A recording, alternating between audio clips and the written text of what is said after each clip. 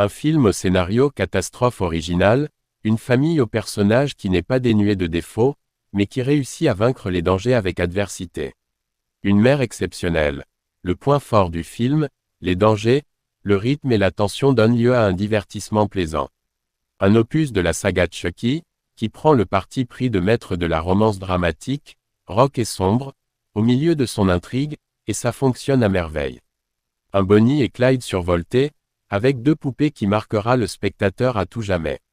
Le film est drôle et jouissif. Une suite sympathique, un grand plaisir de revoir les Gremlins encore plus provocateurs.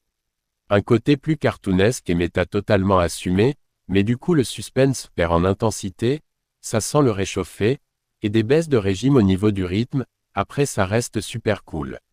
Une comédie zombiesque brillamment écrite, avec une direction d'acteurs parfait, avec des personnages attachants d'une grande sensibilité, des dialogues millimétrés, un film qui mélange avec brio le fun, le drame et le sentimental. Avec une pluie de gore jubilatoire au SFX parfait. Un film catastrophe russe à couper le souffle, avec de l'originalité dans la mise en scène, entre autres pour communiquer. Un rythme effréné, avec des moments d'émotions intenses entre le frère, la sœur et le père. Le côté destruction est incroyable, surtout pour un budget de 5 millions de dollars.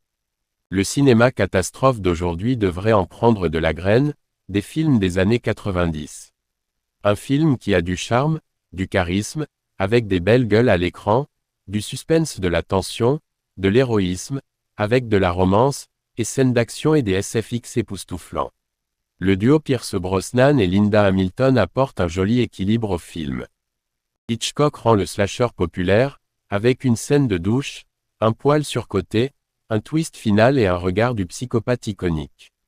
J'aime l'esthétisme du film, l'effroi et les musiques, les codes du genre sont toujours les mêmes 70 ans après.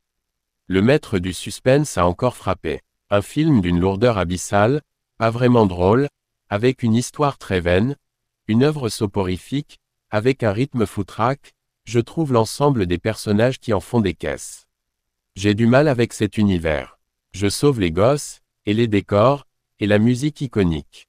Un film d'animation au visuel dessin photoréalisme bien fait, avec des thématiques qui tirent plus sur l'appréciation adulte que celle des enfants. Une sorte d'hôtel Transylvanie en plus mature. L'histoire tient la route, avec une trame narrative dynamique, drôle et persos touchants. Je réévalue cette œuvre avec beaucoup d'admiration, avec son univers aussi riche, avec son ambiance sombre, horrifique et onirique, qui cache une vérité bien plus sombre. Un film qui évade le spectateur de son quotidien, l'esthétisme, le casting et l'écriture sont parfaits. J'ai aimé cette aventure à huis clos. Eva Green est exemplaire dans ce rôle. Et les enfants apportent cette singularité si particulière à ce film. Ella Purnell est exemplaire dans Hellboy au pays des sorcières détonne par ce mélange de genres improbable. Mais ça colle plutôt bien, malgré un scénario poussif et excluant pour le public, avec une scène dans l'église aussi longue que la bite de Jean-Michel Trogneux. J'ai aimé les plans et le duo de héros contrastants. un film extraterrestre sans effets spéciaux, sans fioritures, avec juste un ado et des nombres, et une intrigue et un mystère bien ficelés, et fascinant. Un film qui dénonce les secrets gouvernementaux sur les ovnis, un film bien plus réaliste que Contact de Zemeckis. Ella Purnell est radieuse, une œuvre que dis-je, un chef-d'œuvre, glauque, malsain et glaçant avec un côté onirique somptueux, et la petite fille est merveilleuse. Terry Gilliam plonge le spectateur dans une catharsis la plus totale, une œuvre macabre, à l'esthétisme alléchant, œuvre honteuse dans le bon sens, un pur défouloir hyper fun et jouissif, qui manie à la perfection les armes martiales, saupoudrées de beaucoup d'hémoglobine, et d'une touche sexy à la japonaise, avec son côté dramatique bien écrit, l'action et les chorégraphies sont top, le perso principal est parfait.